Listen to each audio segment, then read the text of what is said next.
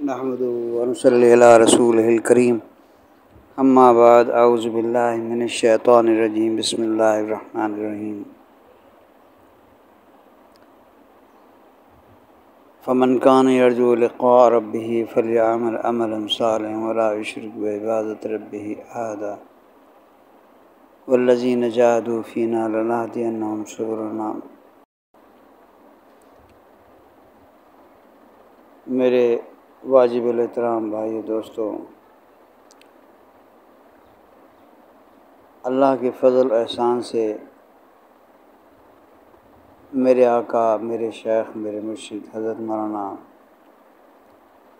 قطب الاقطاب غوث اعظم شیخ سید عبدالقادر جیلانی رحمۃ اللہ علیہ کی مجالس کے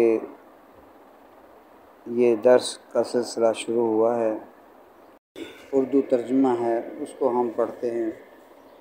ہاں، عربی بھی ساتھ میں ہے، اردو بھی ہے۔ ہم اردو ترجمے کو پڑھیں گے اور دیکھتے ہیں کہ حضرت ہمارے لیے، تمام امت مسلمہ کے لیے کیا فرمان فرماتے ہیں، کیا ہدایت دیتے ہیں، کیا تبلیغ دیتے ہیں، روحانی ترقی کے کیا راز و رموز حضرت بیان فرماتے ہیں۔ خدا کرے ہمیں حضرت کے فرمانوں کو سمجھنے اور اس پر عمل کرنے کی توفیق عطا فرما دیں۔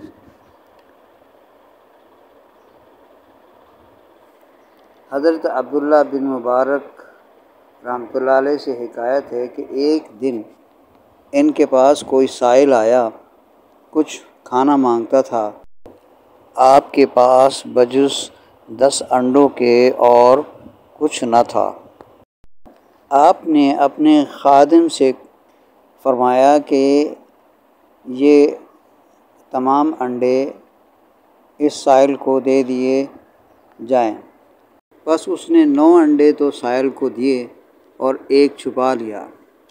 الغرض جب غروب آفتاب کا وقت ہوا تو ایک شخص آیا اور دروازہ کھٹکھٹایا اور کہا کہ یہ چھابہ مجھ سے لے جاؤ۔ چنانچہ عبداللہ رحمۃ اللہ تعالی علیہ باہر نکلے اور چھابہ ان سے لے لیا۔ پس اس میں انڈے دیکھے، ان کو گنا تو 90 انڈے تھے۔ تب آپ نے اپنے خادم سے فرمایا، اور انڈے کیا ہوئے؟ تو نے سائل کو کتنے دیے تھے؟ اس نے کہا، میں نے اس کو 9 انڈے دیے تھے اور ایک رکھ چھوڑا تھا کہ اس پر آپ روزہ افطار کر لیں گے۔ بس آپ نے اسے فرمایا، تو نے ہم کو 10 انڈوں کا خسارہ دلوایا۔ یہ تھا ان کا معاملہ اپنے پروردگار کے ساتھ کہ جو کچھ بھی قرآن و حدیث میں آیا ہے اس پر ایمان رکھتے اور اس کو سچا سمجھتے تھے۔ وہ قرآن کے غلام تھے، نہ کہ اپنی حرکات و سکنات میں اس کی مخالفت کرتے تھے، نہ لین دین میں انہوں نے اپنے پروردگار سے معاملہ کیا، بس اس معاملے میں نفع پایا، لہذا اس پر جم گئے۔ انہوں نے اس کا دروازہ کھلوایا، دیکھا، پس اس میں داخل ہو گئے، اور اس کے غیر کا دروازہ بند دیکھا، پس اس کو چھوڑ بیٹھے۔ دوسروں کے بارے میں انہوں نے حق تعالیٰ کی موافقت کی اور اس بارے میں دوسروں کی موافقت نہ کی۔ جس سے وہ بغض رکھتا تھا اس سے بغض رکھنے میں اس کی موافقت کی، اور جس سے وہ محبت رکھتا تھا اس کے ساتھ محبت رکھنے میں۔ اور اسی لیے ایک بزرگ نے کہا ہے کہ مخلوق کے متعلق حق تعالیٰ کی موافقت کو اور حق تعالیٰ کے متعلق مخلوق کی موافقت نہ کر جائے جو کوئی بھی ٹوٹے، اور جڑا رہے جو کوئی بھی جڑا رہے۔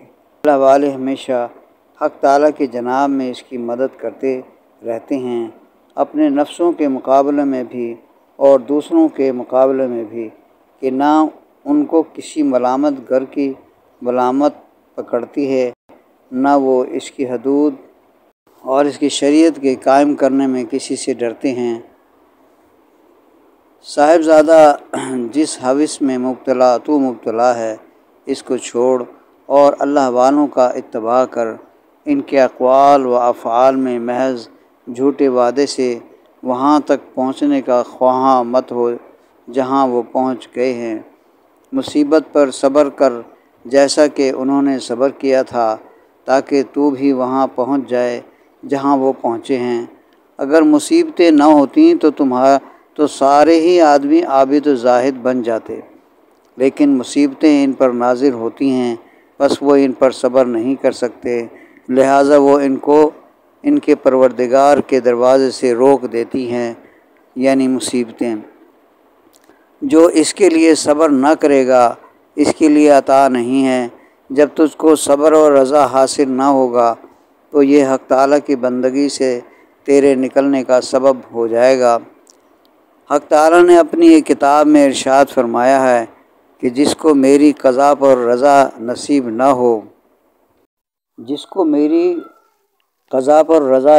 نہ ہو اور میری ڈالی ہوئی مصیبت پر صبر نہ کر سکے تو اس کو چاہیے کہ میرے سوا کوئی دوسرا معبود بنائے ہے، خواہ تمہارے لیے مفید ہو یا مضر، وہ تو ہونے ہی والا ہے۔ حقیقی اسلام حاصل کرو تاکہ ایمان تک پہنچ جاؤ، پھر ایمان حقیقی حاصل کرو تاکہ ایقان تک پہنچ جاؤ۔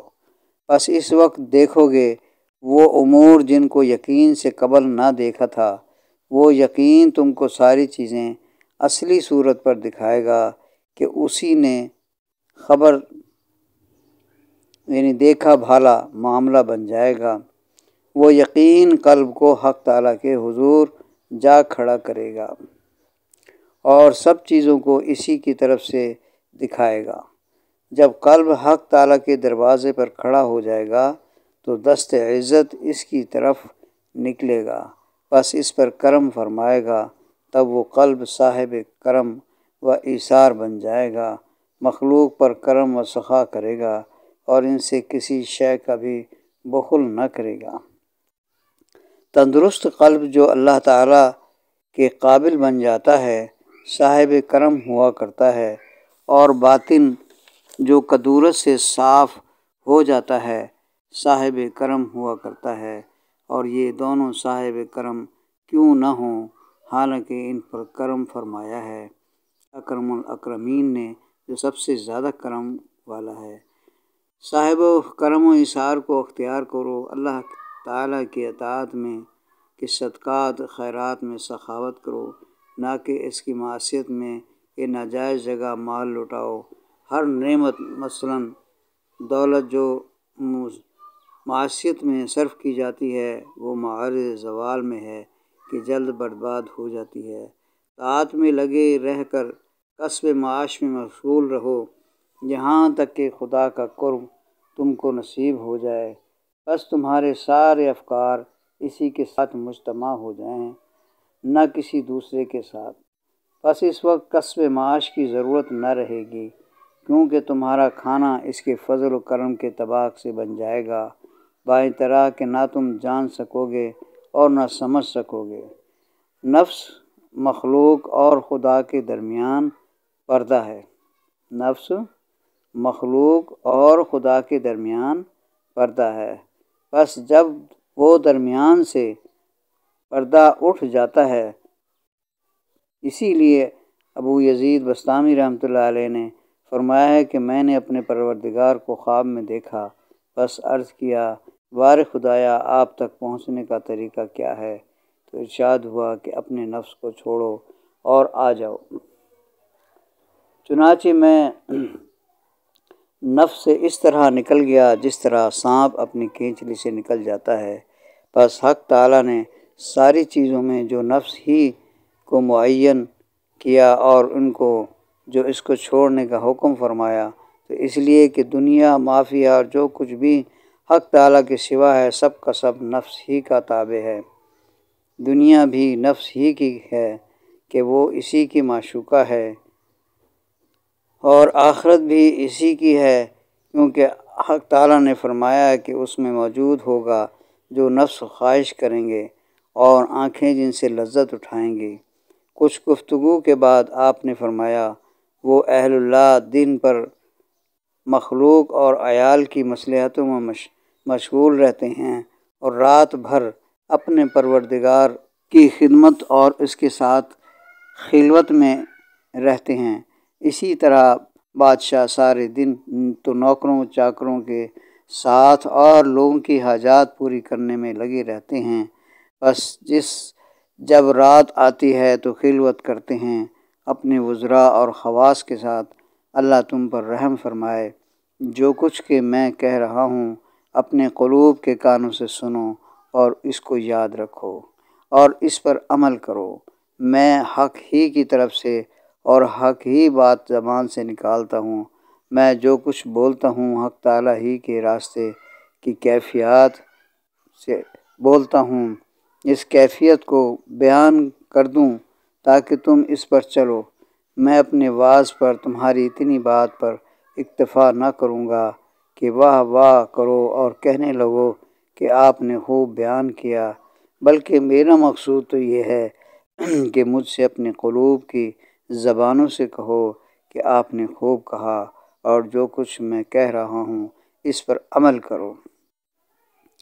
اپنے اعمال میں مخلص بنو، یہاں تک کہ جب میں تمہاری یہ حالت دیکھوں گا تو بجائے تمہارے خود ہی تم سے کہوں گا کہ تم نے خوب کیا، تو اپنے نفس، اپنی دنیا، اپنی آخرت اور مخلوق اور حق تعالیٰ کے جملہ ما سوا کو مردہ سمجھ کر اس پر کب نماز پڑھے گا، یعنی اس پر نماز جنازہ پڑھ لیا جائے۔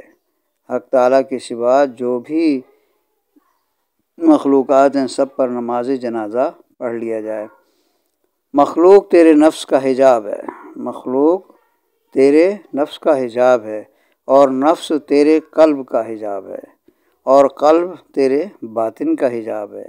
بس جب تک تو مخلوق کے ساتھ رہے گا تو اپنے نفس کو نہ دیکھ سکے گا، ہاں جب ان کو چھوڑے گا تو نفس کو دیکھے گا کہ وہ دشمن بنا ہوا ہے تیرا اور تیرے رب کا، پس تو برابر اس سے جنگ کرتا رہے گا یہاں تک کہ اس کو قرار حاصل ہوگا اپنے پروردگار کے ساتھ، اور اطمینان نصیب ہوگا اس کے وعدوں پر، اور خائف ہوگا اس کی وعید سے، تعمیل کرے گا اس کے حکم کی، اور باز آئے گا اس کی ممانعت سے، اور موافقت کرے گا اس کی قضا و قدر میں۔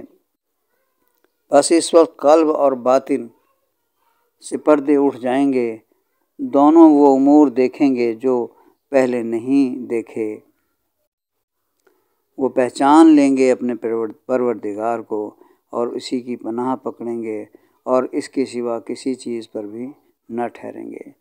عارف کسی شے کے ساتھ ہی نہیں ٹھہرا کرتا بلکہ ہر شے کے پیدا کرنے والے کے ساتھ ٹھہرا کرتا ہے، کہ نہ اس کے لیے نیند ہے، نہ اونگ ہے، نہ کوئی پابند بنانے والا ہے رب سے۔ اور محبوب کی تو یہ حالت ہوتی ہے کہ اس کا وجود ہی نہیں ہوتا۔ وہ قضا و قدر اور علم حق تعالیٰ کی وادی میں حیران اور سرگشتہ ہوتا ہے کہ دریائے علم کی موجیں اس کو اٹھاتی ہیں، بٹھاتی رہتی ہیں، کہ کبھی عالم بالا تک چڑھاتی ہیں اور کبھی تخت زمین پر اتارتی ہیں، اور متحیر ہوتا ہے کہ کچھ نہیں سمجھتا، گونگا بہرا ہوتا ہے کہ نہ غیر کی سنتا ہے اور نہ غیر کو دیکھتا ہے، اور گویا وہ مردہ بے جان ہوتا ہے حق تعالیٰ کے ہاتھوں میں۔ پس جب وہ چاہتا ہے تو اس کو حیات دے دیتا ہے، جب ارادہ فرماتا ہے تو اس کو وجود بخشتا ہے۔ وہ ہر وقت قرب میں رہتے ہیں، بس جب حکم کی نوبت آتی ہے تو صحن حکم میں ہوتے ہیں، اور جب باہر آنے کی نوبت آتی ہے تو وہ دروازہ پر ہوتے ہیں کہ مخلوق کے واقعات معلوم کرتے ہیں اور ان کے اور حق تعالیٰ کے درمیان واسطہ قرار پاتے ہیں۔ یہ ہیں ان کی حالتیں، مگر بعض حالات مخفی ہوا کرتی ہیں، اس لیے ان کی کسی کو اطلاع نہیں ہوتی۔ صاحبو یہ بات کیا ہے؟ تم لوگ ہوس میں مبتلا ہو، تم بے فائدہ وقت ضائع ہونے میں مشغول ہو، حق تعالیٰ کے ساتھ صابر بنو کہ دنیا اور آخرت کی خوبیاں دیکھو گے۔ اگر تو حقیقی اسلام حاصل کرنا چاہتا ہے تو شان تسلیم اختیار کر، اور اگر حق تعالیٰ کا قرب چاہتا ہے تو اس کی قضا و قدر اور فعل کے سامنے چوں چرا کے بغیر پڑ جانے کو اختیار کر کہ اس کی وجہ سے تو اس کے قریب ہو جائے گا۔ حق تعالیٰ فرماتا ہے کہ اور تم نہ چاہو گے مگر یہ کہ اللہ ہی چاہتا ہے، جبکہ وہ چیز پوری ہی نہیں ہوتی جو تو چاہتا ہے۔ بس چاہیے کہ تو چاہنا ہی چھوڑ دے کہ حق تعالیٰ سے اس کے افعال میں نزاع نہ کرے۔ اگر وہ تیری آبرو، تیری امان، تیری عافیت، تیری اولاد سب کچھ بھی لے لے اور تیری آبرو ریزی فرمائے تو اس کے قضاء و قدر اور ارادہ اور تبدیلی پر مسکرا۔ اللہ اکبر۔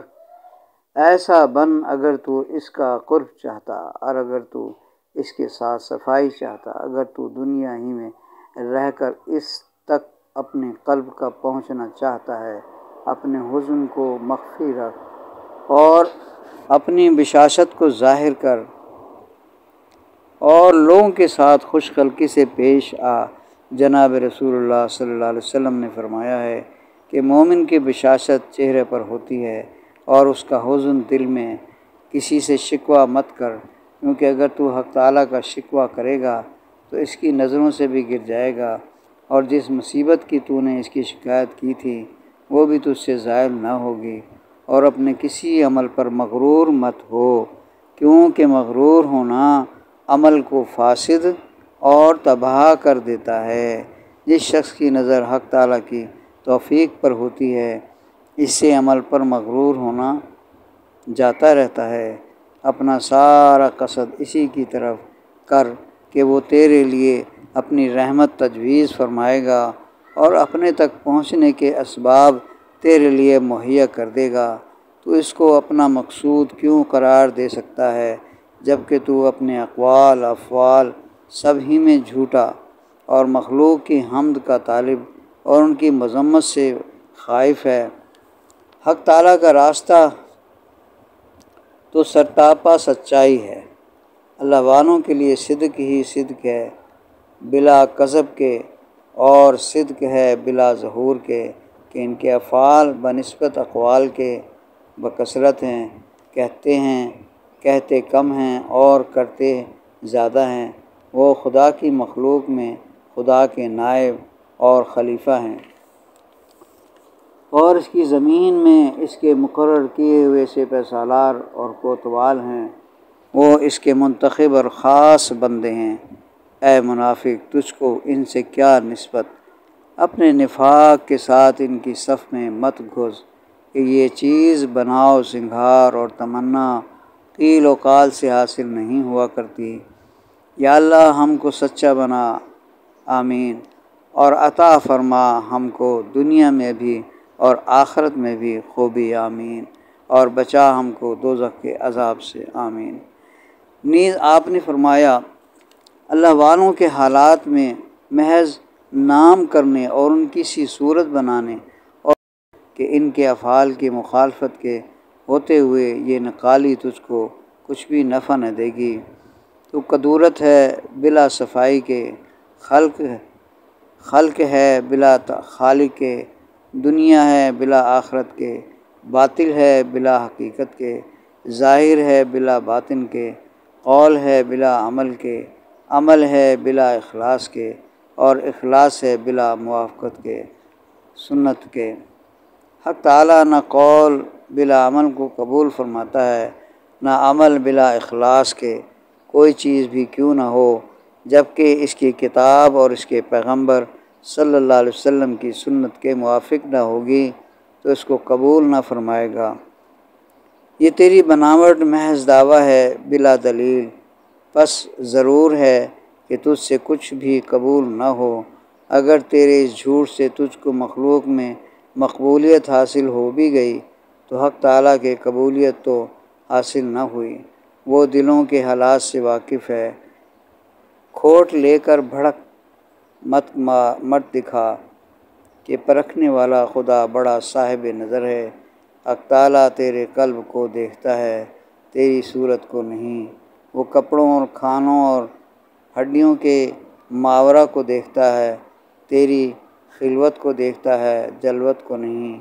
کیا تجھے شرم نہیں آتی کہ جس پر خلق کی نظر جاتی ہے اس کو تو آراستہ کر لیا ہے، اور جو حق تعالیٰ کے دیکھنے کی چیز ہے یعنی قلب، اس کو نجس بنا رکھا ہے۔ اگر تو فلاح چاہتا ہے تو اپنے سارے گناہوں سے توبہ کر اور اپنی توبہ میں مخلص بن۔ خلق کو شریک خدا بنانے سے توبہ کر، کوئی کام نہ کر مگر اللہ عز و جل کے لیے۔ میں تجھ کو سرتاپا خطا دیکھتا ہوں، کیونکہ تو نفس اور خواہش اور دنیا اور شہوات لذات کے ساتھ پڑا ہوا ہے کہ ایک پشہ تجھ کو غضبناک بنا دیتا ہے اور ایک لقمہ تجھ کو ناراض کر دیتا ہے۔ تو اپنے نفس کی خوشی سے خوش اور اس کی ناراضگی سے ناخوش ہوتا ہے۔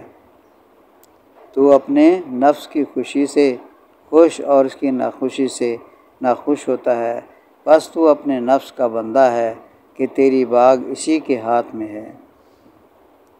تجھے ان اللہ کے بندوں سے کیا نسبت جن کی بندگی اللہ کے لیے خوشنودی اس کے افعال پر متحقق ہو چکی ہے کہ مصیبتیں اس پر نازل ہوتی ہیں اور وہ بیٹھے ہوئے ہیں جیسے گڑھے ہوئے پہاڑ، مصائب ان کی طرف اور ان کے اوپر نازل ہوتے رہتے ہیں اور وہ صبر اور موافقت کی آنکھ سے ان کو تکتے رہتے ہیں۔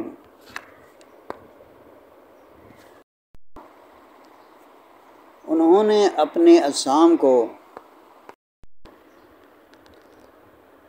مصیبتوں کے لیے چھوڑا اور اپنے قلوب سے حق تعالیٰ کی طرف اڑ گئے، پس وہ خیمہ ہیں آدمیوں کے بغیر اور پنجرے ہیں طیور کے بغیر کہ ارواح ان کی جو گویا طیور ہیں خدا کے پاس ہیں، اور اجسام ان کے جو بمنزلہ پنجروں کے ہیں دنیا میں ہیں، مگر خدا کے سامنے اے پروردگار سے روح گردانوں اور اے اس سے وحشت کھانے والو میری طرف بڑھو کہ میں تمہارے اور اس کے تعلق کو درست کر دوں گا، کہ اس سے تمہاری بابت درخواست کروں اور تمہارے لیے اسے امن حاصل کروں اور اس کے سامنے گڑ گڑاؤں، حتیٰ کہ وہ تم کو اپنے حقوق جو تم پر واجب ہیں عطا فرمائے، کہ فرائض کی تعمیل کی توفیق بخشے۔ یا اللہ ہم کو اپنی طرف لوٹا اور ہم کو اپنے دروازے پر کھڑا کر لے، ہم کو اپنا بنا لے، ہم کو اپنی خدمت کے لیے منتخب فرما، ہمارا لینا اور دینا سب اپنے لیے بنا، ہمارے باطن کو پاک کر، جہاں کی تو نے ممانعت فرمائی ہے وہاں ہم کو نہ دیکھ، اور جہاں کا حکم فرمایا ہے وہاں غیر حاضر مت پا، ہمارے ظاہر کو اپنی معصیتوں میں اور ہمارے باطن کو اپنا شریک بنانے میں مت رکھ، ہمارے نفوذ سے ہم کو اپنی طرف کھینچ لے، ہم کو سرتاپا اپنا ہی کر لے کہ سب تیرے غیر سے مستغنی ہوں۔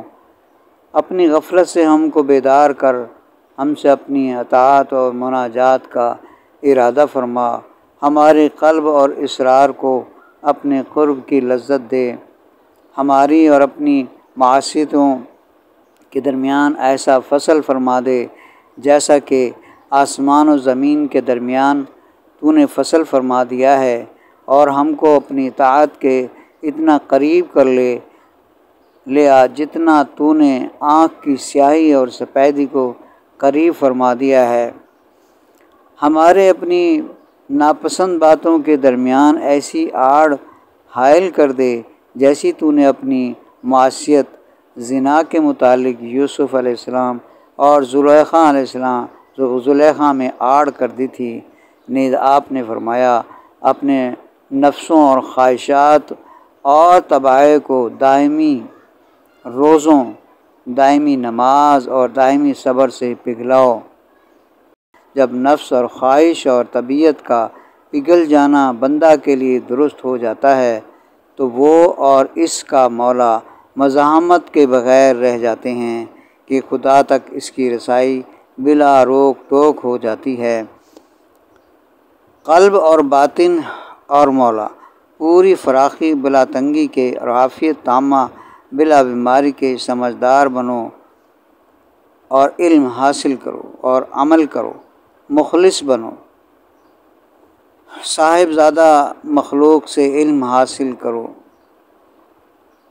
اس کے بعد خالق سے۔ جناب رسول اللہ صلی اللہ علیہ وسلم نے فرمایا کہ جو اپنے علم پر عمل کرتا ہے اللہ اس کو وہ علم نصیب فرماتا ہے جو اس کو حاصل نہ تھا۔ اول مخلوق سے علم حاصل کرنا ضروری ہے اور وہ حکم یعنی شریعت ہے۔ اس کے بعد دوسرے نمبر پر خالق سے علم حاصل ہوگا اور وہ علم لدنی ہے۔ یہ وہ علم ہے جو قلوب کے لیے مخصوص ہے اور ایک راز ہے جو باطن کے ساتھ خاص ہے۔ اس کے لیے شیخ طریقت کا دامن پکڑنے کی حاجت ہے۔ استاد کے بغیر تو کسی فن کو حاصل نہیں کر سکتے۔ علم طلب کر کہ اس کی طلب فرض ہے۔ حدیث کا ترجمہ اور مفہوم یہ ہے کہ علم حاصل کرو چاہے تمہیں چین ہی کیوں نہ جانا پڑے۔ صاحبزادہ اس کی صحبت اختیار کرو جو تیرے نفس کی جہاد پر تیری اعانت کرے، نہ کہ اس کی جو تیرے مقابلے میں نفس کی اعانت کرے۔ جب تو جاہل و منافق اور طبیعت اور خواہش والے شیخ کی صحبت اختیار کرے گا تو وہ تیرے مقابلے پر نفس کا مددگار بنے گا۔ مشائخ کی صحبت دنیا کے لیے نہیں اختیار کی جاتی بلکہ آخرت کے لیے کی جاتی ہے۔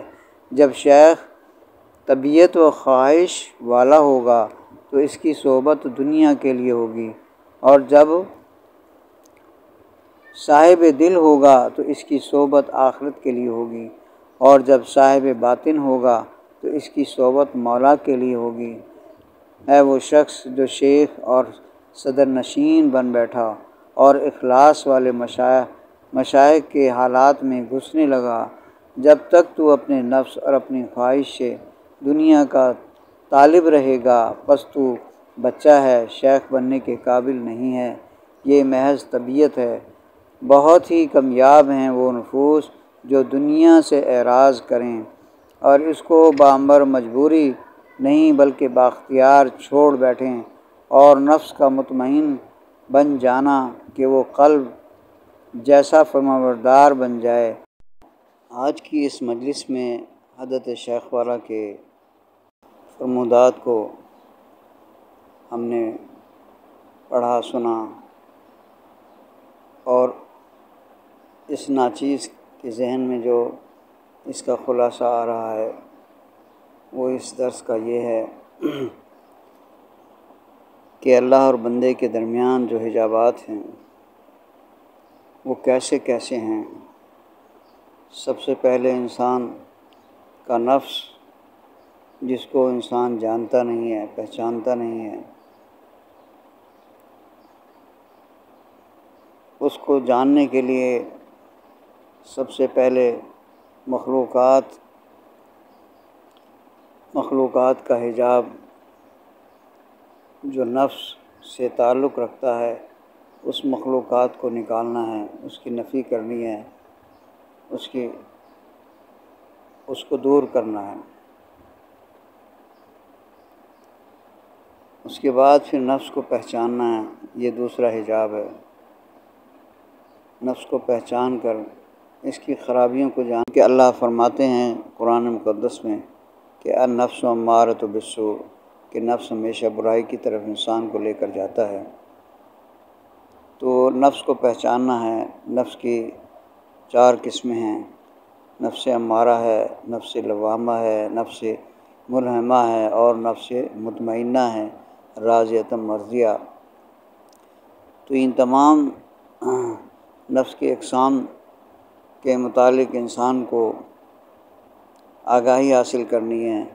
من عرف نفسہ فقد عرف ربہ، جس نے اپنے نفس کو پہچان لیا اس نے اپنے رب کو پہچان لیا۔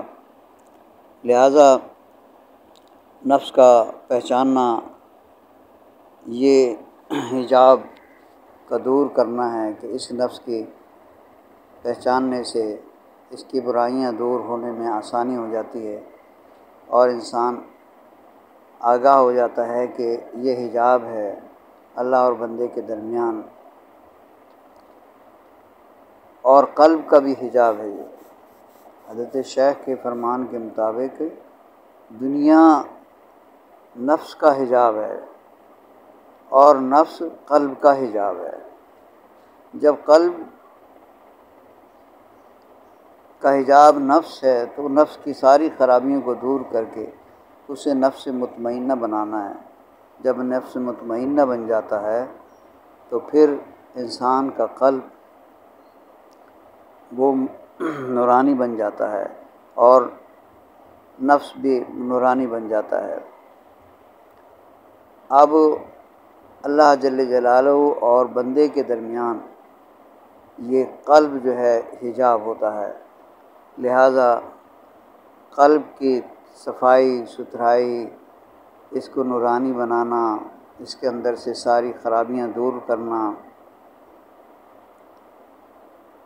اور اس کو پاکیزہ بنانا، جیسا کہ اللہ فرماتے ہیں لا تطع من اغفلنا قلبہ عن ذکرنا، کہ اس کا کہنا نہ مانیے جو اپنے رب سے، جس کا قلب اپنے رب سے غافل ہے، تو اپنے قلب کو اللہ کے ذکر کا عادی بنانا اور اس کا قلب اللہ ہر لمحہ اللہ تعالیٰ کو پکارتا رہے، اس کا قلب جاری ہو جائے، وہاں ہر وقت اللہ تعالیٰ کے ذکر کے انوار اس قلب پر برستے رہیں، تو اس طرح سے یہ قلب بھی دور ہو جاتا ہے، اور اس قلب اور اللہ کے درمیان سارے حجابات دور ہونے کے بعد یہ قلب اللہ تعالیٰ کے حضور میں حاضر ہوتا ہے، اور اللہ تعالیٰ کا قرب اور معیت،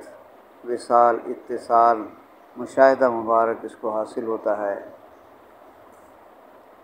تو اسی قلب کے معنی قرآن مقدس میں اور احادیث مبارکہ میں کبھی قلب کو روح کے معنی میں استعمال فرماتے ہیں، کبھی روح کو قلب کے معنی میں استعمال فرماتے ہیں۔ تو روح اور قلب دونوں جو ہے وہ اللہ تعالیٰ کے حضور میں حاضر ہوتے ہیں اور حضوری حاصل ہوتی ہے، اور انسان اللہ تعالیٰ کی محبت اور عشق میں ڈوب جاتا ہے۔ اللہ تعالیٰ کی نعمتیں اور رحمتیں اس پر ہر وقت برستی ہیں، اور جب اللہ تعالیٰ چاہتے ہیں ہدایت خلق کے لیے، خلق کی خدمت کے لیے، تو اس کو منتخب فرما کر اس کو کبھی کبھی مخلوق کے پاس بھیج دیتے ہیں۔ جسمانی لحاظ سے تو وہ یہی ہوتا ہے، لیکن قلبی روحانی لحاظ سے اس کا التفات مخلوقات کی طرف بھی ہو جاتا ہے۔ گو اللہ تعالیٰ کی طرف بھی ہر وقت رہتا ہے، لیکن اس کا التفات جو ہے وہ مخلوق کی ہدایت اور اس کی خدمت کے لیے بھی ملتفت ہو جاتا ہے۔ اسی طرح سے انسان اپنے رب رحمان کی محبت اور معرفت حاصل کرنے کے لیے مجاہدہ اختیار کرتا ہے، تو مجاہدے کے نتیجے میں اللہ تعالیٰ اس کو اپنے راستے دکھا دیتے ہیں۔ اللہ فرماتے ہیں قرآن مقدس میں وَالَّذِينَ جَاهَدُوا فِينَا لَنَهْدِيَنَّهُمْ سُبُلَنَا۔ اس کا ترجمہ اور مفہوم یہ ہے کہ وہ لوگ جو جد و جہد کرتے ہیں ہمارے راستے میں، تو ہم انہیں اپنی طرف کے راستے دکھا دیتے ہیں، یعنی ان کو ہدایت سے نوازتے ہیں، اور وہ ان کے لیے ہمارا قرب حاصل کرنا، ہماری محبت حاصل کرنا آسان ہو جاتا ہے۔ تو میرے بھائیو دوستو، حضرت والا کے ملفوظات، ان کے فرمان عظیم الشان ہیں، اور اللہ تعالیٰ ان کے تمام فرمانوں پر عمل کرنے کی توفیق عطا فرمائے اور اس کی حقیقت بھی ہمارے اندر اتار دے۔ وما علینا الا البلاغ المبین۔